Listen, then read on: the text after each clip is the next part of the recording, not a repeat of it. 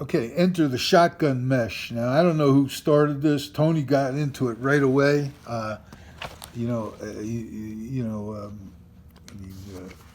Florida with Tim Tebow. And then at Ohio State, and the thing is solved right away was the mesh was deeper, so you didn't have to have that run off the ball, and you could do zone blocking techniques from a 2 point stance. That 2 point stance solved a lot of problems. Even though a lot of these teams didn't throw it that much, they could throw it, and they could get into a catch-up phase and throw it quite a bit if they wanted to.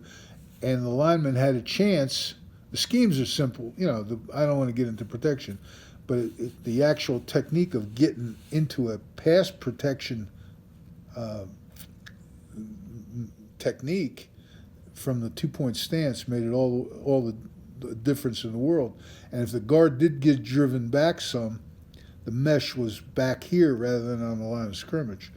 So it was a revelation. Now, of course, the timing of the shotgun snap and all that other stuff, you had to still snap on cadence. And way back when we started doing shotgun, I couldn't believe that the center could snap on cadence. And but it sure, everybody does it now. Claps and poke in the center and all that other stuff. But it solved a lot of problems. Okay. But anyway, I was watching. Like everybody else, I was watching the playoff games and what have you, and I noticed Buffalo was doing a great job with the hay bale. Okay, and we did the hay bale in 14. I called it the hay bale and everything. Came from a player of ours who was playing for the Colts, and he said, "Well, this guy's going to be the fulcrum, and he's going to knock the double team over." And I'm like, "Son of a gun, we'll just combine our circular force. We'll grab this guy, and not only will we knock him over, we'll throw him over. We'll throw him into the gap." And so we combined circular force with the cow tip, but there was always a threat if we zoned away. There was always or ran a gap scheme of a run through, and I just got a little nervous about it and what have you. And Buffalo did it so good with their right guard and right tackle, Aaron Cromer. They were killing people, but it got me thinking, gee, why? That's such a good technique. Why not use it? Of course, we went back to the chip combo, and we handled the run through, so the center could zone away or block back from a power scheme. And chip and cover, chipping with this guy, going into red light, and then covering with this guy, and we got great movement.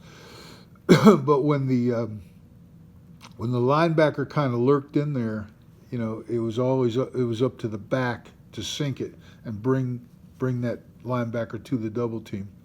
Okay. The back had to really hug the read spot, and it was a back versus backer. And really, to tell you the truth, this is old school too. Oklahoma was doing this, stepping with the inside foot on a double team. Now we added the shoulder roll, chip, and all that other stuff, and I think it's great. I would still use it, but it got me thinking. Well, Buffalo, I don't know, maybe they just knew there wasn't going to be a run through, but why wouldn't we just start to combine the old zone with the hay bale? Okay, hay bale in the nose, veer blocking. What could we do with this so that the center would handle the run through? Okay, and the problem with this is it's zone veer on the same side, and you do get wadded up. So I said, well, okay, why don't we just call this squeeze? Okay, so the center was going to avoid that double team, and all he was worried about was run through. So he was really part of the backside, but he was going to squeeze off the gaps. So if we had and I said, this is an apex idea.